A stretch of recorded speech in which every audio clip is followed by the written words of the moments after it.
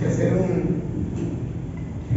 digamos que devolvernos un poquito, retomar el texto, el tema. Y estamos estudiando el mensaje que Dios le da a las iglesias del primer siglo a través del apóstol Juan, si lo recuerdan, ¿verdad? 7 iglesias que en ese tiempo existían a finales del siglo I, más o menos en los años 80, un promedio, después de Cristo. Es interesante, y lo recuerdo e insisto en esto, porque el mensaje fue para la iglesia de aquel entonces, pero sigue siendo para nosotros hoy.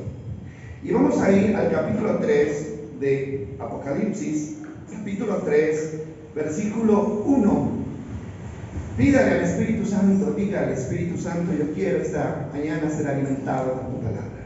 Espíritu Santo, tú eres el que revela, tú eres el que muestra los secretos de Dios. Por eso esta mañana te pedimos que ilumines nuestras mentes, que tú con tu poder, Señor, limpies, descubras, Señor, nuestra mente para que esta palabra pueda llegar, Señor, como la lluvia sobre la tierra seca, que hace producir y dar fruto. Gracias, Dios, por amarnos y por seguir hablándonos, Señor. Aún después de tanto tiempo nos sigues hablando, Señor. Muchas gracias.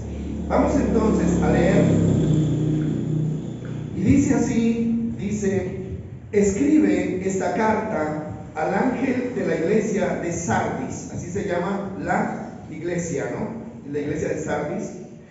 Este es el mensaje de aquel que tiene el Espíritu de Dios, de 7 aspectos y las 7 estrellas. Y dice: yo sé todo lo que haces, y tienes la fama de estar vivo, pero estás muerto. Versículo 2. Despierta, fortalece lo poco que te queda, porque hasta lo que queda está a punto de morir.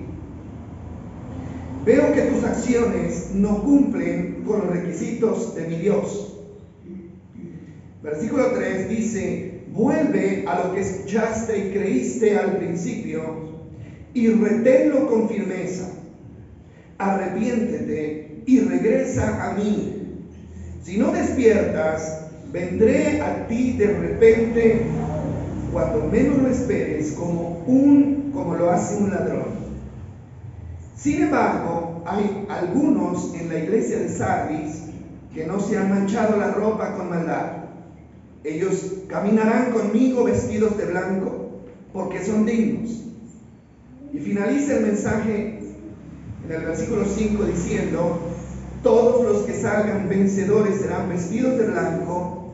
Nunca borraré sus nombres del libro de la vida, sino que anunciaré delante de mi Padre y de sus ángeles que ellos me pertenecen. Y el 6, siempre cada mensaje termina diciendo: todo el que tenga oídos para oír debe escuchar al Espíritu y entender lo que dice a las iglesias.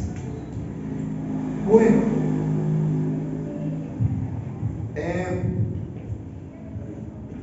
esta es una de las peores iglesias. Pónganle cuidado, hay 7 iglesias, pero esta es una de las peores. Nosotros, al ir estudiando, nos dimos cuenta de que a casi todas las iglesias Dios les resalta alguna virtud, ¿no? Resalta alguna virtud. Bueno, tienen esto, tienen esto. Comienza resaltando las virtudes y reprochando las malas acciones. Pero, curiosamente, a esta iglesia ni se le resaltan virtudes ni se le reprocha nada. ¿Por qué creen ustedes que puede suceder esto? Nada, absolutamente nada. Bueno, esto tiene una explicación, y la explicación es porque es una iglesia que está muerta. Es una iglesia muerta. Entonces podemos decir nosotros: ¿qué concepto puede ser peor que el de estás muerto? ¿Qué concepto puede ser peor que ese? Porque lo que está dañado se puede arreglar, ¿verdad? Lo que está perdido se puede encontrar, pero lo que está muerto, ya no hay nada que hacer. Sin embargo, Dios tiene esta oportunidad. Se trata de la muerte espiritual, y eso es lo que vamos a tratar en esta mañana. Esta mañana, o sea, el mensaje a la iglesia de Sardis tiene dos puntos importantes. El primer punto es esto, ¿no? La iglesia muerta. Y el segundo punto es lo que dice, el versículo 5 dice, y no borraré sus nombres del libro de la vida. Ahora, este es un tema bastante controversial. ¿Se puede perder la salvación? ¿Sí o no? ¿Ustedes se han preguntado alguna vez eso? ¿Se puede perder la salvación o no se la puede perder? Es un tema muy controversial. Algunos dicen que sí, otros dicen que no, unos teólogos que sí, otros que no. Pero lo vamos a tratar de aprender en el estudio de esta iglesia. Pero hoy vamos a concentrarnos en el primer punto. Entonces, vamos a ir al versículo 1 de nuevo. Y dice, la última parte que dice, yo sé todo lo que haces y que tienes fama de estar vivo, pero estás muerto. Eso es lo que vamos a mirar esta mañana. Tienes fama de estar viva, pero estás muerto. Esta es la apreciación de Dios para esta iglesia. Hay dos conceptos que determinan la existencia o la vida de la iglesia. Póngale cuidado a esto. Dos conceptos que determinan la existencia o la vida de la iglesia. El primer concepto es el concepto humano, ¿sí? El concepto de los seres humanos, el concepto de la sociedad. Y el segundo concepto es el concepto de Dios. Son diferentes y tenemos que tratar de mirar esta diferencia. Ahora, para el mundo, para la sociedad, una iglesia es una iglesia si tiene un título, ¿no? Si tiene un título, pues es una iglesia. Si tiene un lugar donde reunirse, es una iglesia. Si tiene seguidores, es una iglesia.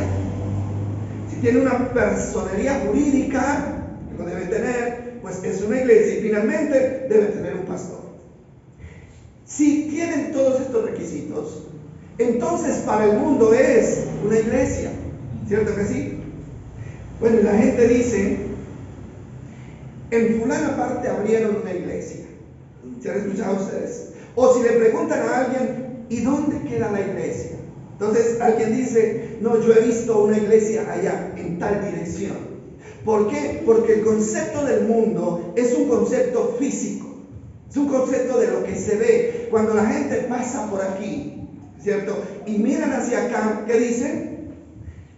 Esta es una iglesia. Aquí hay una iglesia y eso se lo determina en cualquier parte. Este es el concepto del mundo y está bien. Entonces, esto está bien. Pero hay un segundo concepto, ¿no? Y es el concepto de Dios. Ahora, pónganle cuidado a esto. El concepto de Dios es muy diferente al concepto del mundo respecto a la verdadera iglesia. Y eso es lo que nosotros tenemos que analizar. ¿Por qué? Porque lo que a mí me interesa no es lo que la gente diga. No es lo que la gente diga. Lo que a mí debe interesarme es lo que Dios diga de mí. Entonces, ¿cuál es el concepto de Dios? Vamos a ir a la Reina Valera y vamos a mirar, porque la Reina Valera utiliza un término que son las obras, versículo 2. ¿Sí lo tienes, la Reina Valera? Tenemos que lo proyecte y vamos a mirar ahí. Y ahí está escrito el concepto de Dios para la iglesia, para la verdadera iglesia. ¿Lo tienes? Sí. Versículo 2. Y dice así: sé vigilante y afirma las otras cosas que están para morir, porque no he hallado tus ¿qué? ¿Tus qué dicen? Obras Obras, esa palabra es importante, porque no he hallado tus obras perfectas delante de Dios. Mire, allí no está hablando de un lugar. Ahí no habla de un nombre, de un título. Ahí no habla nada de eso. El concepto del mundo se basa en un lugar, en el nombre, en la cantidad que tiene o en el pastor que la dirige. No, esa es la iglesia del pastor fulano y así se identifica, ¿no? Entonces, el concepto de Dios se basa en las obras de la iglesia. Es muy diferente, no sé si ustedes le ven la diferencia, pero yo le veo una diferencia muy grande. ¿Qué mira Dios en su iglesia para llamarla a su iglesia? ¿Qué mira? Las obras. Que sencillamente son las obras. El asunto es que Dios puede mirar lo que los humanos no pueden mirar. Y siempre los humanos tenemos una visión diferente a la visión de Dios, siempre. Es más, Isaías dice que los pensamientos de Dios son ¿qué? Distintos a nuestros pensamientos. Vamos a mirar 1 Samuel para confirmar lo que yo les estoy diciendo. Dios mira mucho más allá de donde mira el hombre. 1 Samuel 16, 7. 1 Samuel 16, 7.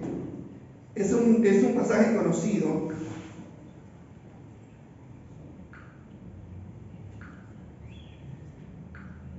En la Nueva Traducción Viviente. Dice así: pero el Señor le dijo a Samuel: no juzgues por su apariencia o por su estatura, porque yo lo he rechazado. Y el Señor no ve las cosas de la manera en que tú las ves. Y mire lo que dice la parte final. La gente juzga por las apariencias, pero el Señor mira ¿qué? El corazón. ¿Ve usted? Ahora, eso nosotros lo tenemos que tener claro. ¿Cuál es el contexto de este versículo 7? Bueno, resulta que Saúl, que fue el primer rey sobre el pueblo de Israel, hizo lo malo, desobedeció. Y resulta que Dios decidió quitar a Saúl del reinado. Pero debían elegir otro rey. ¿Recuerdan ustedes esa historia, verdad? Entonces había un hombre llamado Isaí que tenía 8 hijos.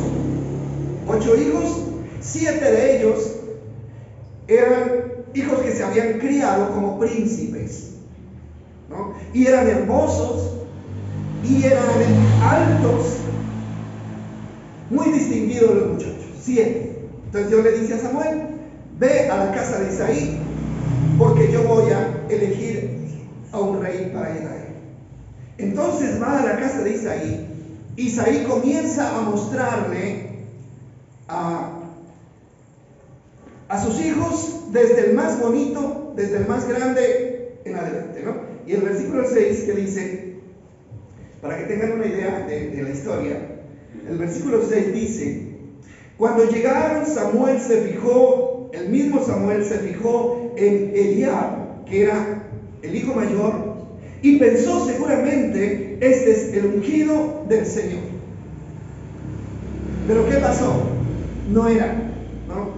Y si usted mira el versículo 8, el versículo 8 dice: entonces Isaí le dijo a su hijo Abinadab que caminara delante de Samuel, pero Samuel dijo: este no es el que el Señor ha elegido. Después llamó a Simea, dice el 9, pero Samuel dijo: tampoco es este a quien el Señor ha elegido. De la misma manera Isaí le presentó a sus 7 hijos a Samuel, pero Samuel le dijo: el Señor no ha elegido a ninguno de ellos. Leamos un poquito más. Dice el 11, después Samuel le preguntó: ¿son todos estos los hijos que tienes? Queda todavía el más joven, contestó Isaí, pero está en el campo cuidando las ovejas y las cabras. Manda llamarlo de inmediato, dijo Samuel. No nos sentaremos a comer hasta que él llegue. Entonces, dice el 12, Isaí mandó a buscarlo, y mire cómo era. Era un joven trigueño, para que los trigueños se nos suba un poquito el ánimo. No siempre los monos son hermosos. Los trigueños también, y los vecinos y todos pueden ser valiosos delante de Dios.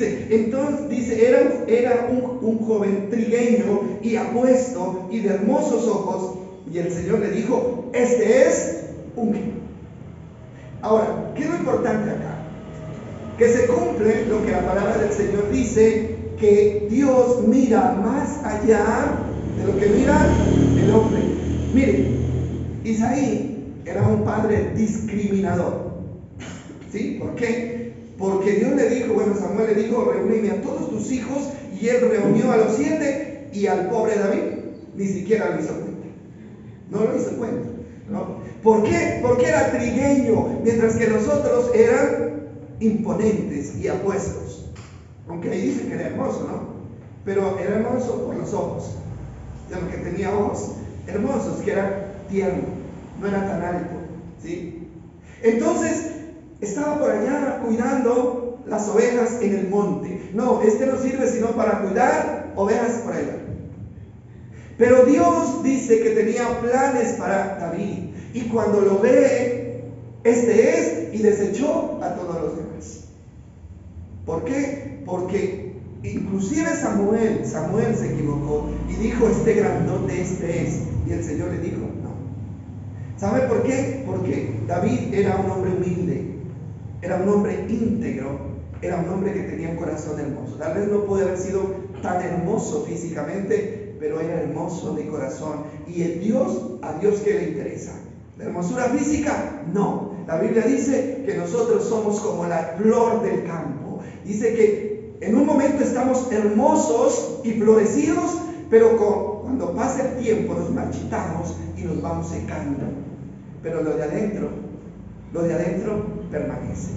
Hoy en día, mis amados, por la influencia del mundo, la gente se cuida mucho por fuera, ¿cierto? Invierten cantidades de dinero en cirugías estéticas, cambiando el color del pelo, el de los ojos, la figura, todo eso lo invierten. Ahora, ¿pero qué pasa con el corazón? Hay gente muy bonita por fuera, pero lo que sale de adentro es horrible, ¿sí? Y eso es lo que Dios mira. Entonces, queda clara esta parte de que Dios solamente, aunque a Dios también le interesa lo de afuera, ¿no? También le interesa lo de afuera. No es que nos vamos a descuidar porque a Dios solamente le interesa lo de adentro. Pero una persona que es hermosa por dentro, lo refleja también por fuera, ¿sí? Lo refleja por fuera. Ahora, lo contrario, ¿no? Una persona que es fea por dentro, también lo refleja por fuera. Así se eche todo lo que se eche. Pero eso se ve. Entonces, vamos a mirar Isaías 66, 1 y 2, para darnos cuenta qué es lo que impresiona a Dios realmente. ¿Qué impresiona a Dios? Mire, si usted un día tuviera la oportunidad de estar delante de Dios para llevarle un regalo, ¿qué le llevaría? ¿Se ha puesto a pensar eso? Bueno, me voy a encontrar con Dios y tengo la oportunidad de llevarle un regalo. ¿Qué le llevaría?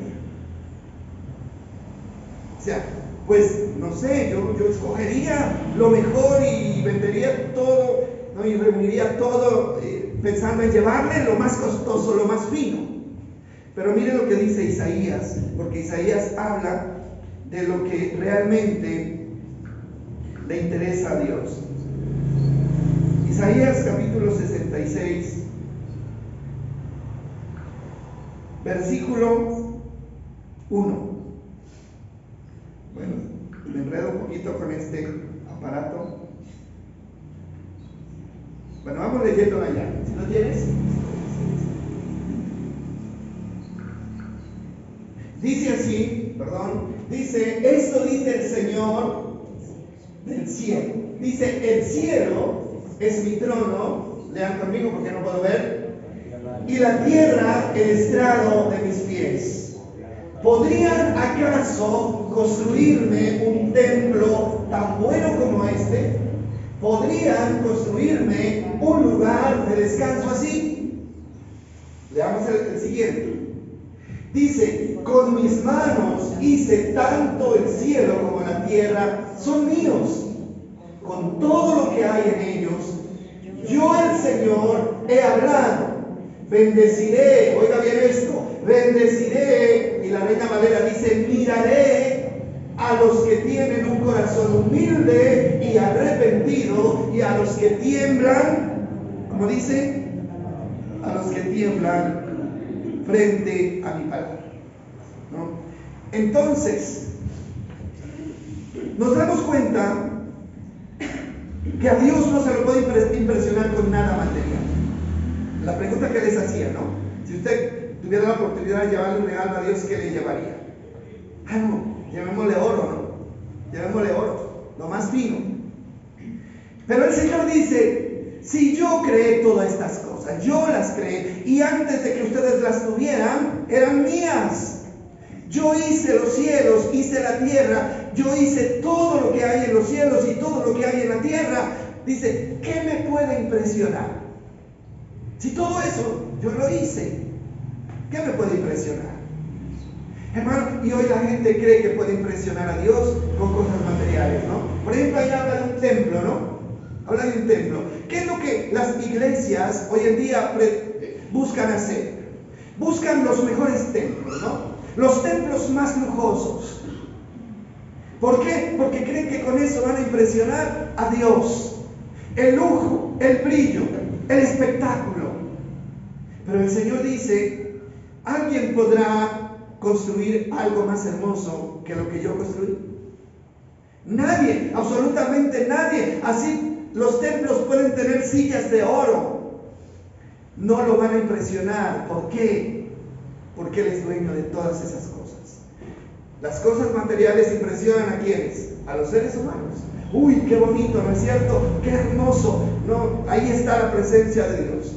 Nada de eso impresiona a Dios. Pero hay una cosa que sí lo impresiona. Hay una cosa que sí hace que Dios te detenga y mire hacia abajo. Y es a los humildes, a los de corazón humilde y a los que tiemblan ante su palabra. ¿Se da cuenta usted de eso? Eso es lo que Dios está buscando. Y Él prefiere, como dice el texto, sigue diciendo, si usted lee un poquito más dice, pero a los que escojan sus propios caminos y se deleiten en sus pecados detestables, no les aceptaré sus ofrendas.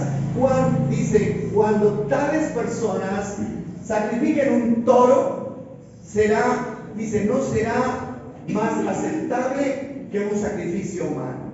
Cuando sacrifiquen un cordero, será como si hubieran sacrificado un perro. Cuando traigan una ofrenda de grano, igual sería que ofrecieran sangre de cerdo. Cuando quemen incienso, será como si hubieran bendecido a un ídolo. ¿De qué está hablando Isaías? De lo que ellos hacían frecuentemente. Ellos llevaban un toro y si entre más bonito el toro, ¿no es cierto? Entonces ellos creían que más iban a impresionar a Dios.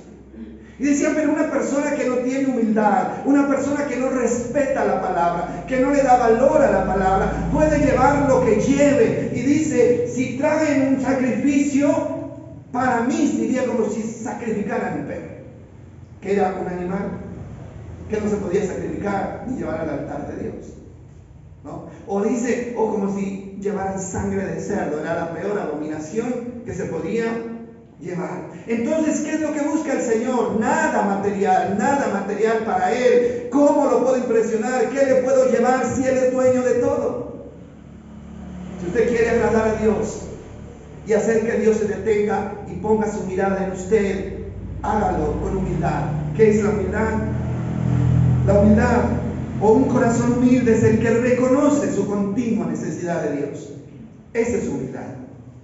Reconocerlo a Él, siempre a Él, como el indispensable en nuestras vidas. Eso es humildad. Pero cuando en el momento en que usted cree que puede hacer las cosas solo, en el momento en que usted se desprende de la mano de Dios y trata de hacer las cosas a su manera, en ese momento la humildad se queda a un lado.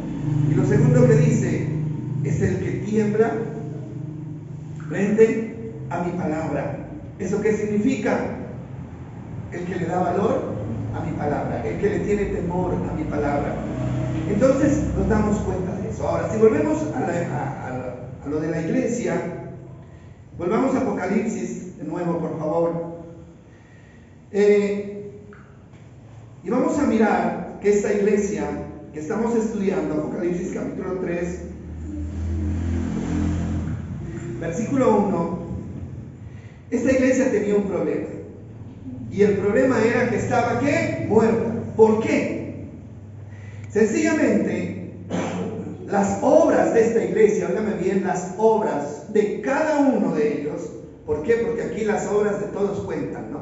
Si somos parte de la iglesia, o sea, no son las obras del pastor solamente, no son las obras del líder, son las obras de todos, de cada uno.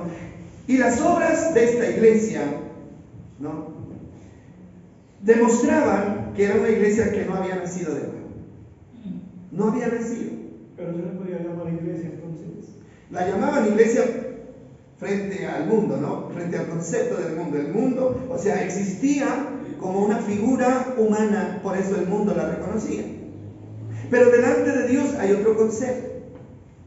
Entonces dice, una iglesia que no había nacido de nuevo, o que no se había arrepentido, una iglesia que seguía viviendo igual que vivían los que no conocían a Dios, cometían los mismos delitos y pecados que la población pagana. Eso era lo que le pasaba a la iglesia. Ahora, vamos a mirar Efesios y ahí usted se va a dar cuenta a quién Dios le llama muerto, o por qué Dios le llama a una persona muerta, por qué la califica como muerta. Efesios capítulo 2, versículo 1. Estamos siguiendo, es necesario que sigamos con atención porque estamos uniendo partes para tener un concepto claro. Dice Efesios capítulo 2, versículo 1, ¿sí lo tienes? Dice, antes ustedes estaban, ¿qué? ¿Qué dice? Muertos. Oiga bien, tiempo presente y tiempo pasado. Antes ustedes estaban muertos a causa de su desobediencia y sus muchos pecados. ¿Qué es lo que hace que una persona sea considerada muerta espiritualmente delante de Dios? ¿Qué hace? Su desobediencia y sus muchos pecados. Dice, vivían en pecado, el versículo 2, vivían en pecado igual que el resto de la gente, obedeciendo al diablo, al líder de los poderes del mundo invisible, quien es el espíritu que actúa en el corazón de los que se niegan a obedecer a Dios. Y si quieren leamos el 3, que es interesante, dice, todos vivíamos así en el pasado, siguiendo los deseos de nuestras pasiones y la inclinación de nuestra naturaleza pecaminosa. Por nuestra propia naturaleza éramos objetos de enojo, del enojo de Dios, igual que todos los demás. Ahora, ¿quién le está hablando Pablo? A la iglesia, ¿no es cierto? Pero afortunadamente era una iglesia que había salido de ese problema. Pero mire usted lo que dice. Para Dios, estar muerto es vivir en pecado, haciendo lo mismo que hacen los que no conocen a Cristo. Y esto debemos metérnoslo aquí. Para Dios, estar muerto espiritualmente es estar viviendo en pecado y haciendo lo mismo que hacen los que no conocen a Dios. En otro tiempo, ustedes estaban, ¿qué? Muertos por su desobediencia, por sus pecados. Recuerden que lo que mata espiritualmente es, ¿qué? El pecado. Eso es lo que mata espiritualmente. Vamos a mirar el versículo 10. Mire lo que dice el versículo 10 del mismo Efesios. Y ahora leámoslo aquí, ahora lo leemos en la Reina Valera. Dice, pues somos la obra maestra de Dios. Él nos creó de nuevo en Cristo Jesús, a fin de que hagamos las cosas buenas que preparó para nosotros tiempo atrás. Leámoslo en la Reina Valera. Mire lo que dice la Reina Valera. Porque somos hechura suya. ¿Quiénes? ¿Quiénes somos hechura suya? Los creyentes en Cristo, ¿no? Somos hechura suya, creados en Cristo Jesús, ¿para qué? Para buenas, ¿qué? Obras. para buenas obras, las cuales Dios preparó de antemano para que anduviésemos en ellas. Mire, póngale cuidado a esto porque tiene una enseñanza importante. Bueno, el apóstol Pablo está resaltando que los efesios habían salido de esa vida pecaminosa y ahora vivían una vida diferente. Entonces dice, porque somos hechura suya. Él se incluye, somos hechura suya. ¿Quién nos hizo de nuevo? ¿Quién nos hizo de nuevo? ¿Quién nos dio un nuevo corazón, una nueva mente, nuevos sentimientos? ¿Quién nos lo dio? Dios.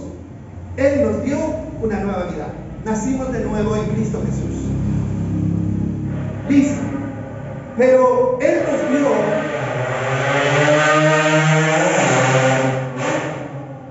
nos dio esa nueva vida, no para que la tuviéramos ahí, para que dijéramos, sí, yo nací de nuevo. Y yo nací en la fecha tal, ¿no? Porque ese día yo acepté a Cristo como mi Señor. Dice que Él nos dio una vida nueva, nos hizo de nuevos, nos creó en Cristo Jesús para buenas obras. Pero mire lo que dice, las cuales Dios preparó de antemano para que anduviésemos en ellas. Mire, la cosa es así.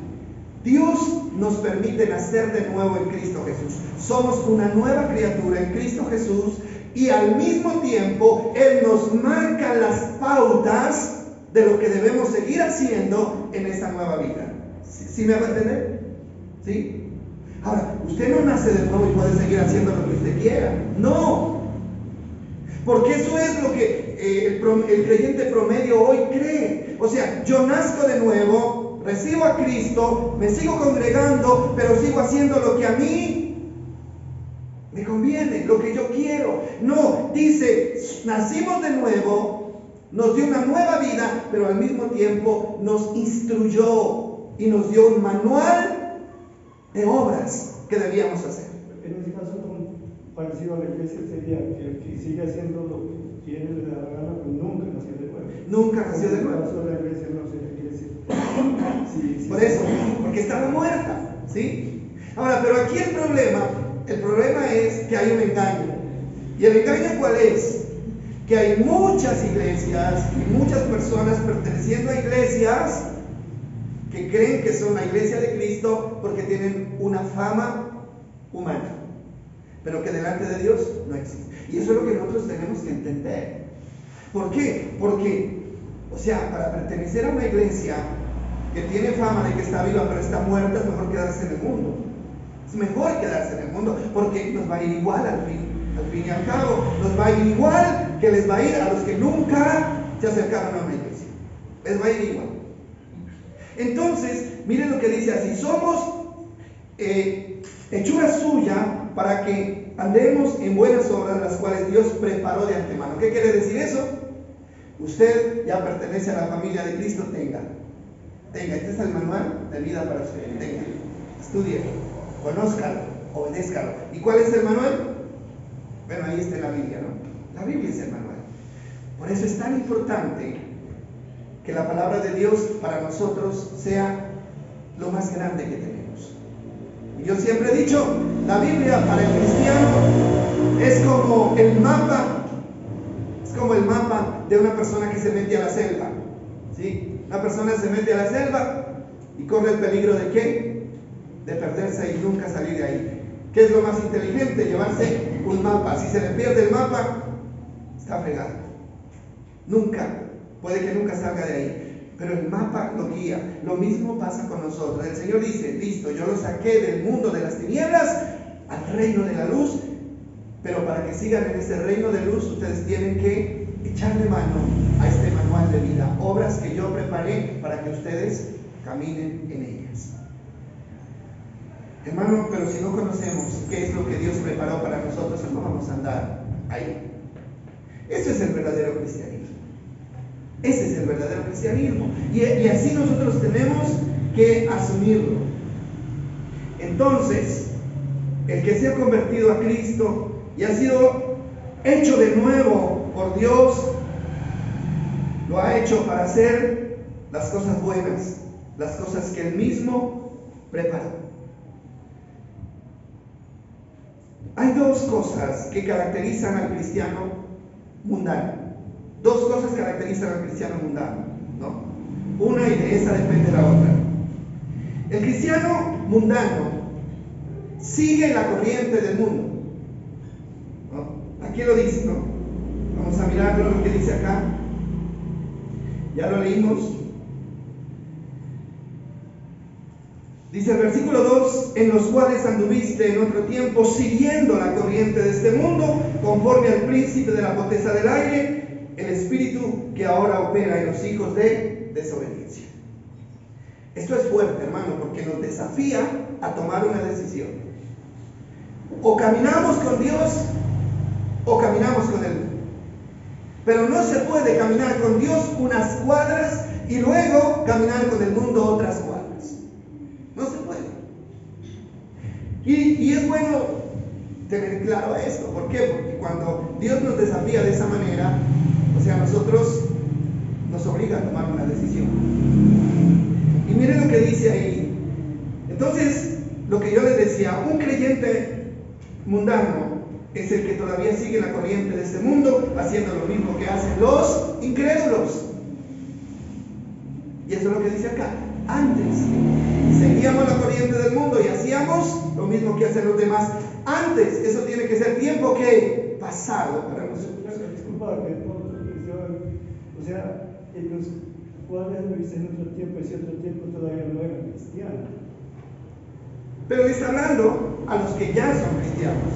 Pero ahora sí son cristianos. Pero cuando dice en otro tiempo, está hablando de los que no son cristianos comparados a los que son cristianos. Pero el cristiano, o sea, a partir de ese momento que ellos eran muertos y recibieron vida, ahí a partir de ese momento comienzan a vivir esa nueva vida. Esa nueva vida. Pero todo cristiano tiene que comenzar a vivir esa nueva vida. Todo cristiano tiene que comenzar a vivir esa nueva vida, para que certifique que es un cristiano. Y mire, esto lo confirma Romanos 12:2, muy conocido el texto.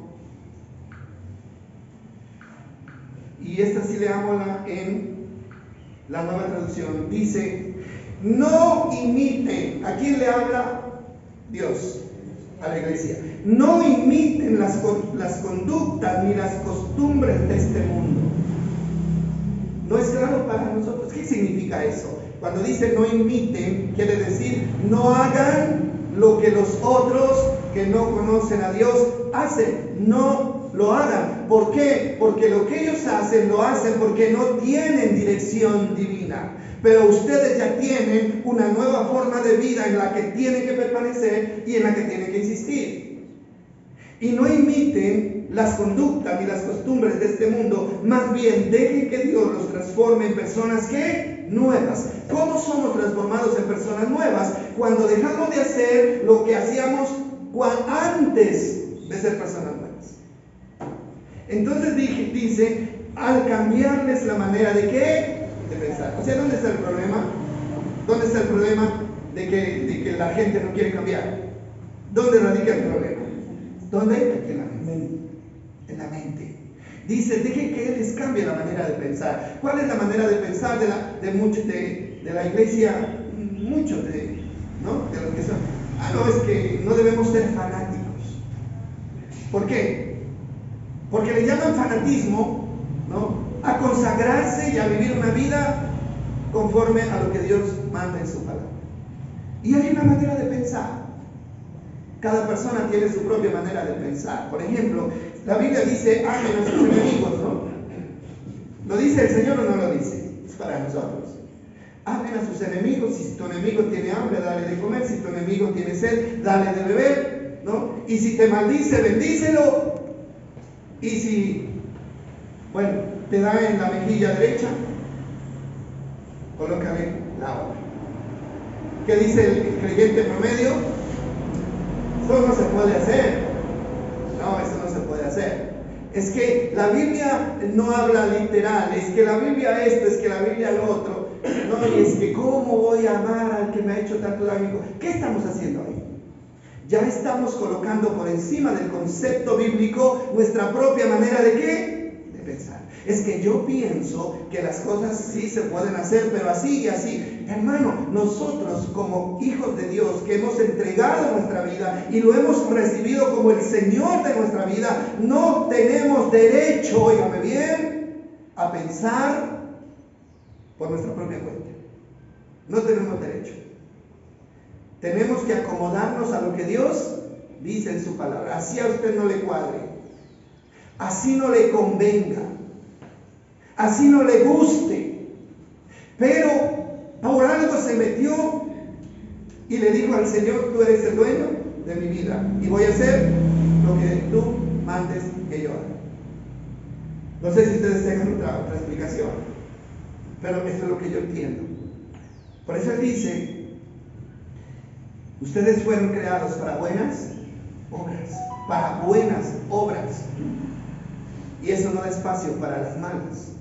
No da espacio para las malas.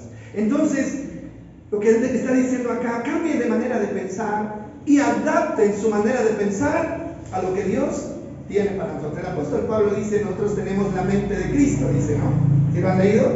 ¿Qué significa tener la mente de Cristo? Significa pensar como Cristo piensa. Pero para tener la mente de Cristo yo tengo que dejar la mía a un lado. Ya no vivo yo, dijo Pablo, mas Cristo que vive en mí. Y cuando Cristo vive en mí, ya no vivo como yo, sino vivo como Cristo. Hermano, ese es el más alto nivel del cristianismo. Comenzar a vivir como Cristo vivió. Y comenzar a pensar como Él pensó y hacer lo que Él hizo. Entonces dice: cuando ustedes cambien esa manera de pensar, entonces aprenderán a conocer la voluntad de Dios para ustedes, la cual es buena, agradable y perfecta. ¿Qué es lo que necesitamos conocer? ¿Cuál es la voluntad de Dios? ¿Por qué? Porque yo estoy llamado no a hacer mi voluntad, sino la voluntad de Dios. Amén. Estar vivo espiritualmente significa vivir no conforme al mundo, sino conforme a lo que Dios determina para nosotros. Repito esto: estar vivo espiritualmente significa vivir no conforme al mundo, sino conforme a lo que Dios determinó para nosotros en su bendita palabra. Eso significa estar vivo delante de Dios. Aquí hay una segunda cosa que habla el apóstol Pablo, y volvamos a Efesios un momento porque me parece importante que nosotros lo miremos. Y habla aquí de quién es el que gobierna el mundo.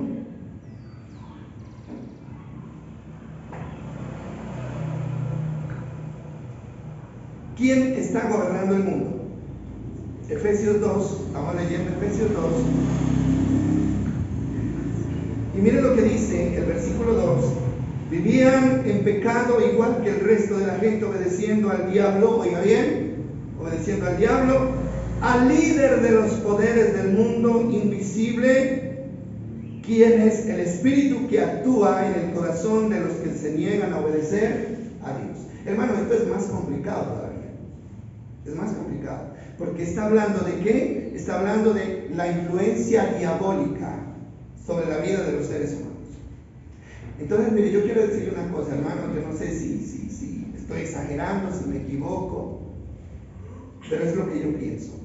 Un cristiano que sigue en la corriente del mundo, un cristiano que sigue haciendo las cosas que el mundo hace, ese cristiano está viviendo bajo el dominio de Satanás. Está viviendo bajo el dominio de Satanás. Aunque vaya a la iglesia cada 8 días, aunque ayune, aunque diezme, si no se diferencia de los demás, si aún sigue la corriente del mundo, ese creyente está viviendo bajo el dominio de Satanás, es esclavo de Satanás. Fuerte, ¿no? Pero es así.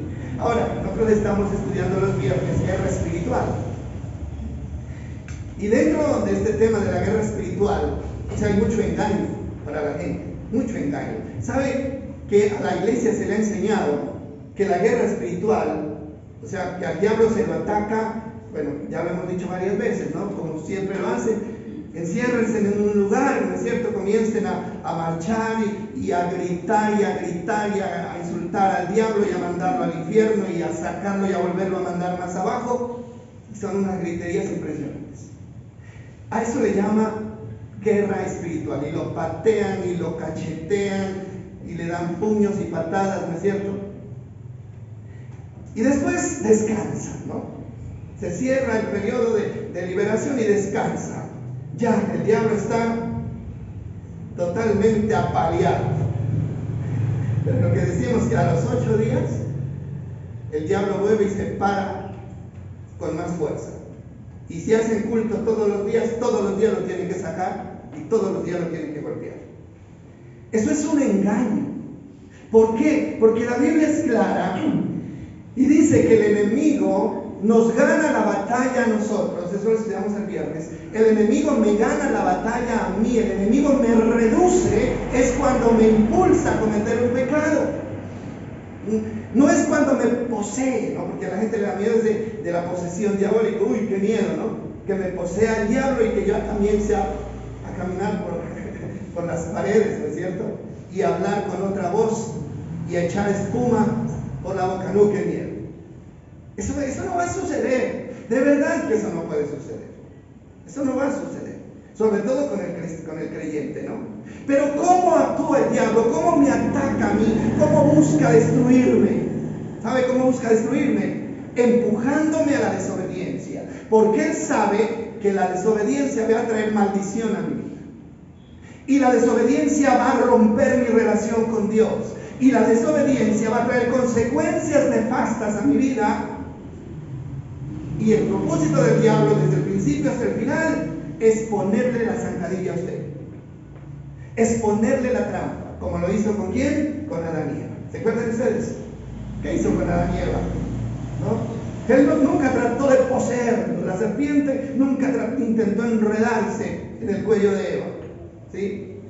No. ¿Qué hizo? Los engañó para que desobedecieran. Y cuando desobedecieron, ¿qué pasó? Quedaron separados de Dios. La desobediencia hizo que Dios los echara del paraíso y ellos, sin la protección de Dios, se volvieron los peores seres humanos. Porque el pensamiento de ellos, a partir de ahí, fue continuamente para hacer ¿qué? El mal, y el mundo se convirtió en lo que hoy es, un mundo de maldad. Un mundo de maldad. Entonces, ¿qué es lo que yo tengo que hacer? ¿Cómo debo resistir al diablo? Yo debo resistir al diablo manteniéndome firme en la obediencia a la palabra, en la justicia. El viernes estamos estudiando la armadura de Dios y estudiamos la justicia. Y dice que la justicia es comparada con la coraza del soldado romano. Y la coraza era un chaleco que cubría, que iba desde el ombligo hasta el cuello. ¿Sí? Esto se lo colocaban los soldados romanos. ¿Por qué? Porque esa coraza o era metálica o era de un material muy fuerte y protegía los órganos vitales del soldado, especialmente el corazón, lo protegía, ¿no? Entonces, si alguien mandaba una flecha al corazón, se chocaba con la coraza, no pasaba nada, no pasaba nada. Entonces, la justicia, 558 veces existe la palabra justicia en la Biblia, 558 veces. Eso significa que la justicia delante de Dios es muy importante, como coraza. Si yo soy justo, yo estoy protegido del maligno. ¿Cómo? Haciendo las cosas bien. ¿Qué es la palabra justicia? La palabra justicia es hacer lo correcto. ¿Y sabe cómo se define en este caso la palabra justicia? La palabra justicia es hacer lo que usted se comprometió a hacer. Es cumplir con el contrato, es cumplir con la ley. ¿Sí? Eso es justicia. Y hablábamos, por ejemplo, ¿no? del contrato de un trabajador, de un empleado y un patrón. Entonces, se hace un negocio, ¿no es cierto? Yo como trabajador voy y le digo al patrón, bueno, ¿qué es lo que hay que hacer? Él me dice, usted va a hacer esto, esto y esto y esto y esto. Y yo le voy a pagar tanto. El trabajador lo analiza y dice, sí señor, yo lo voy a hacer. Yo me comprometo. ¿Qué es lo justo? Que ese trabajador haga exactamente lo que se comprometió a hacer. Que lo haga. Eso es lo justo. ¿Y qué es lo justo de parte del patrón? Que le pague lo que se comprometió a pagarle. Pero si el trabajador no hace lo que se comprometió o hace mal el trabajo, entonces ya está haciendo ¿qué? Injusto, y le está dando al diablo la oportunidad de ¿qué? De hundirlo. ¿Sí? Eso es justicia. Entonces, si hacemos las cosas bien como Dios manda, no vamos a darle lugar al diablo de ninguna manera. También decíamos que una de las partes preferidas del diablo es el corazón. Es el corazón del ser humano. Él siempre está apuntando su flecha al corazón. ¿Por qué? Porque es del corazón que salen las cosas buenas o las cosas malas. ¿Cuánta gente, hermano, o la mayoría de la gente que hace cosas malas, las hace, ¿por qué? Porque están heridos en su corazón. ¿Sí? Hermano, hay gente que nunca perdona, que deja que el enojo se quede en su corazón, y ese enojo va creciendo, y un día esa persona cometió un delito, ¿no?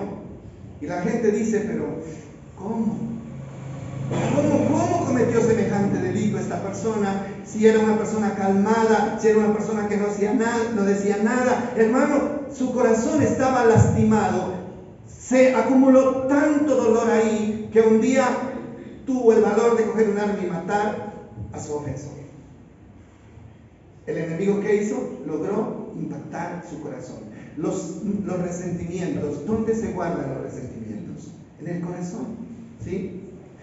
Por eso la Biblia dice, de toda cosa guardada, guarda ¿qué? Tu corazón, porque de él mana la vida. O sea, no deje que la ofensa se quede allí, no deje que el resentimiento se quede ahí. ¿Por qué? Porque ese resentimiento va a crecer y el diablo lo va a usar un día para dañarlo a usted y que usted dañe a otro. Ofensa que vaya llegando, vaya dejándola salir.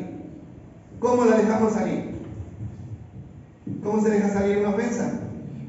Perdonando. El agua que no corre, el agua que se estanca, se pudre.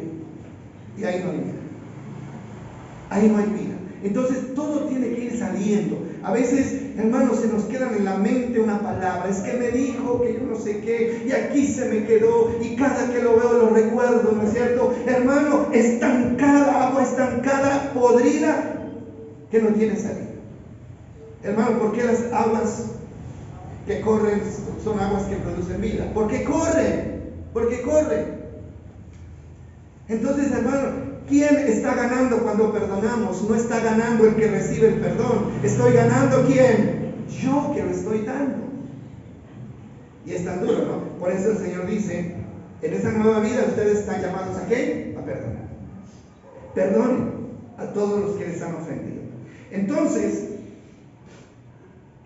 eso que yo les decía que es fuerte, y es que, querramos o no, cuando seguimos la corriente del mundo, estamos caminando de la mano con el enemigo. No hay otra manera. Esto lo dice en 1 de Juan, capítulo 5, versículo 18. Vamos a mirarlo porque todos tenemos que certificarlo con la palabra. Juan capítulo 5, versículos 18 y 19. Y dice así. Dice, sabemos que los hijos de Dios no se caracterizan por practicar el pecado, porque el Hijo de Dios los mantiene protegidos y el maligno no puede ¿qué? Tocarlos. ¿A quién el maligno no puede tocar? ¿A quién? Los protegidos de Dios. A los que están protegidos de Dios ¿por qué? Porque no practican el pecado. Es claro el texto, mira lo que dice. Sabemos que los hijos de Dios no se caracterizan por practicar el pecado. No practican el pecado porque el Hijo de Dios los mantiene protegidos. ¿Protegidos de qué? De que no practiquen el pecado. Dice, y el maligno no puede tocarlos. No se ponga el sol sobre nuestro enojo, ni deis lugar, ¿qué dice? Al diablo. No se ponga el sol sobre vuestro enojo, ni deis lugar al diablo. Y dice el 19, sabemos que somos hijos de Dios y que el mundo que nos rodea está controlado ¿por quién?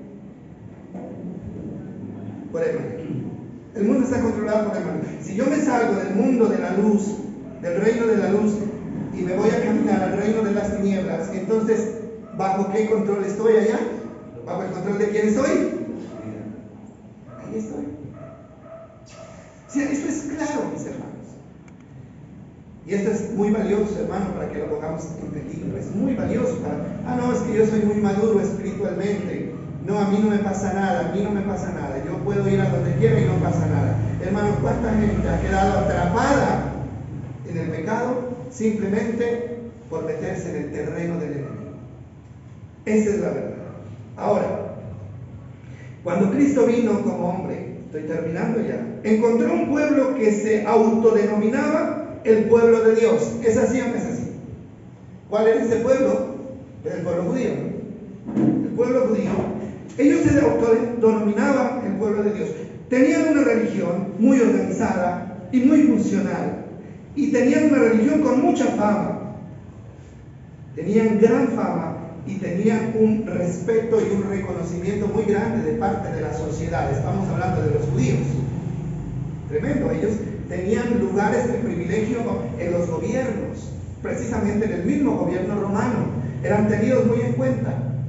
¿Por qué? Porque la religión les había dado ese prestigio. O sea, que ahí se cumple lo que dice Apocalipsis. Tenían fama de que estaban vivos frente al mundo, pero delante de ellos estaban, ¿qué? Muertos. ¿Cómo fue? Ahora, bueno, esa era la realidad frente al mundo. Pero frente a la mirada de Jesús, ¿qué eran ellos? ¿Cómo los calificó Dios? Mire, el concepto que Jesús tenía de ellos era que todo era falso. Todo era falso. Solo fama, apariencia y nada más.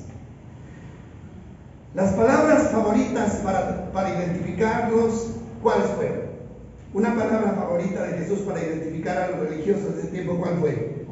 Hipócritas. ¿Cuántas veces se lo dijo Jesús en su propia cara? Hipócritas. ¿Qué significa eso? Su religión es falsa. Y los describe, ¿no? Hacen largas oraciones, van tres veces al día, oran, todos los sábados están en las sinagogas, usan ropas largas y las arrastran los flecos, diezman del eneldo, del comino y de la hierbabuena. Todo eso lo hacían. Pero ¿sabe qué? Era pura fachada. Eso lo hacían para cubrir lo podridos que estaban por dentro. Fuerte eso, ¿cierto? ¿Quién lo miraba? Nadie. La gente no lo miraba. La gente solo miraba, ¿no?, la posición que ellos asumían y las vestiduras que se ponían para imponerse ante los demás. No, pero ahí viene el sacerdote, ¿no? Viene bajando el sacerdote, hagámosle la venia. Y encima de eso cargaban porciones de la Biblia amarradas en el brazo y colgadas aquí en la frente. ¿Sí? Pero Dios que mira el corazón, ¿qué dijo Él? Su corazón es tan podrido como una tumba, que por fuera se ve hermosa, pero por dentro está llena de huesos de muertos. ¿Se lo dijo o no se lo dijo Jesús?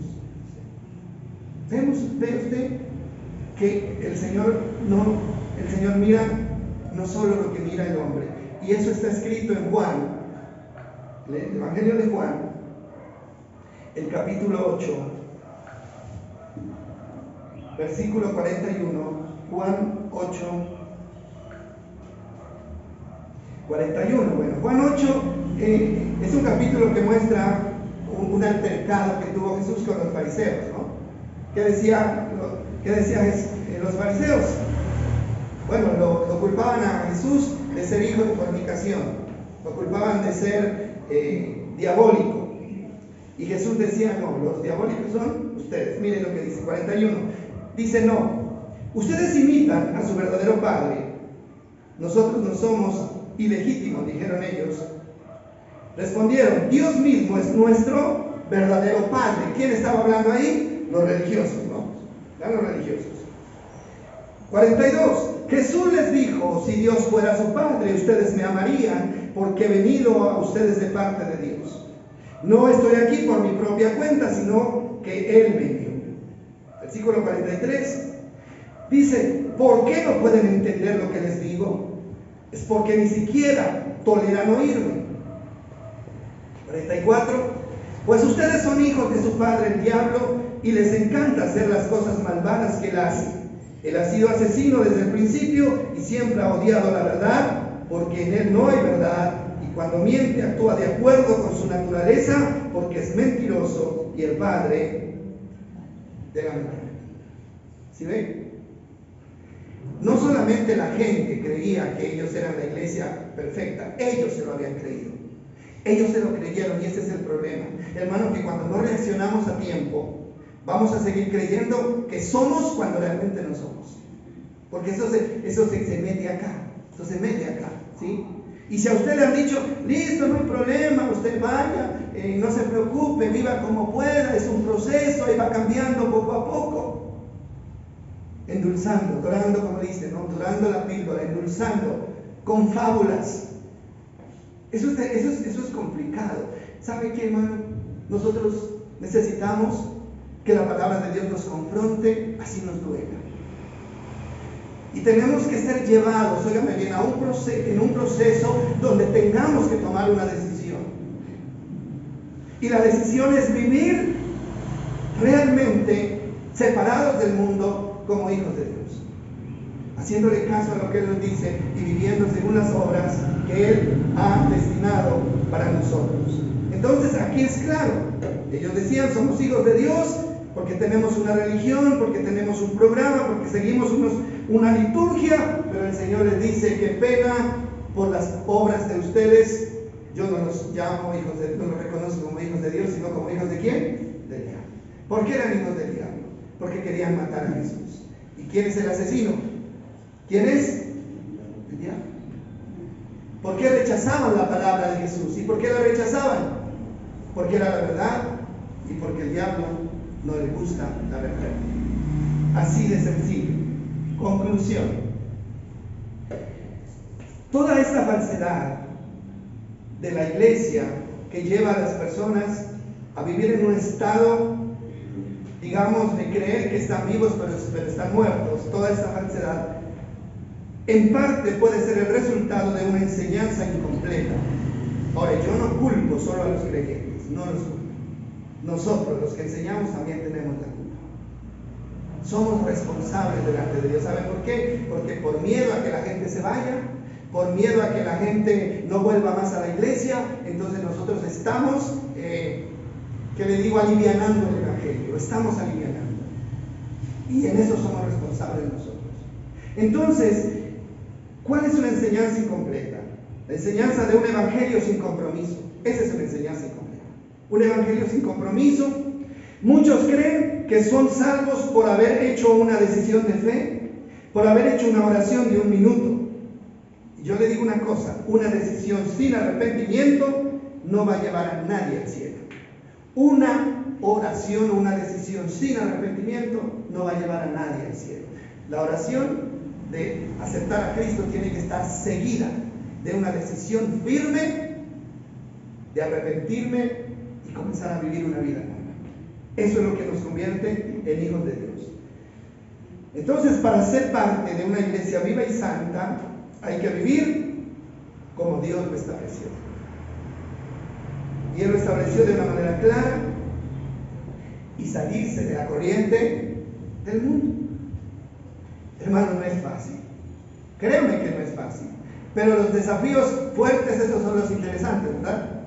Lo fácil, hermano, no tiene ninguna importancia, ¿no? Esto es fácil, lo hago después, lo hago de cualquier manera.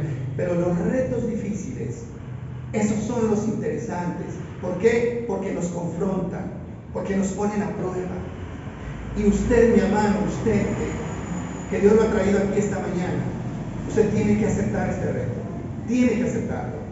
Y tiene que comenzar a procurar vivir una vida diferente a la que vive. No estoy hablando de no ir a la discoteca solamente, porque cuando la gente habla de vivir, ¿no?, diferente al mundo, no, yo no tomo, yo no fumo, yo no bebo, yo no bailo, soy diferente. No, hermano, hay cosas que tenemos que entender cuáles son, sentimientos que están en nuestro corazón, pensamientos. O sea, cuando Dios renueva, no solamente cambia, nos cambia de religión, no, Él nos cambia de vida en todos los sentidos.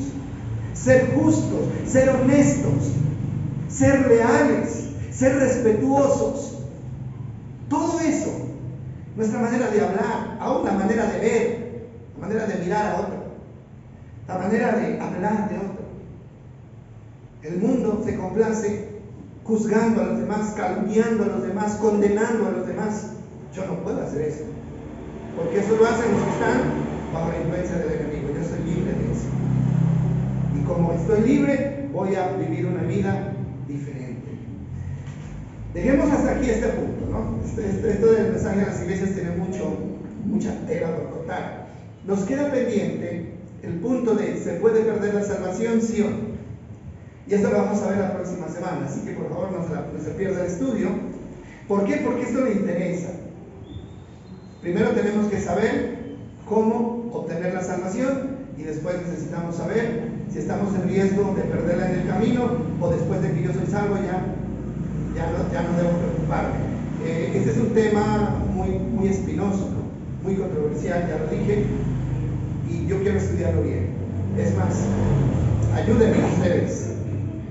Esta semana, cuando estudien la Biblia, procuren hacerlo basados en este tema. Y otra cosa, como decía Pablo, yo les digo como decía Pablo. Pablo decía, oren por mí, para que me sea dada palabra con denuedo. Oren, porque yo no quiero perjudicar a nadie hablando algo que no es correcto. ¿Sabe usted que si yo les predico algo que no es correcto, en vez de bendecirlos, los estaría perjudicando? Y en vez de alimentarlos, los estaría intoxicando. ¿Sí? Así que en sus oraciones, oren. ¿Por qué? Porque si Dios me bendice a mí con la revelación correcta, ustedes también van a ser bendecidos. ¿Está bien? Que Dios me los bendiga, mis hermanos. Agradezcámosle a Dios un momento por esa palabra. Por favor, incline su rostro ahí. Dios, eres tan bueno, tan misericordioso. Mucha gente se pregunta que por qué no has venido, Señor, que por qué te demoras en venir. Pero tu palabra dice, no es que me haya olvidado de la promesa de ir por ustedes, es que soy paciente porque no quiero que ninguno perezca, sino que todos vengan al arrepentimiento. Y hoy entendemos, Señor, que tú seguirás hablándonos, seguirás insistiendo en la necesidad de vivir una vida digna delante de ti. Yo te agradezco por esta palabra, porque es la palabra de un Dios que nos ama profundamente. Espíritu Santo, vas a ir con nosotros esta semana y vas a estar en nuestra vida todos los días y aún en la noche. Ahí vas a estar, Espíritu de Dios, hablándonos y convenciéndonos. Gracias te damos en el nombre de Jesús. Amén y amén.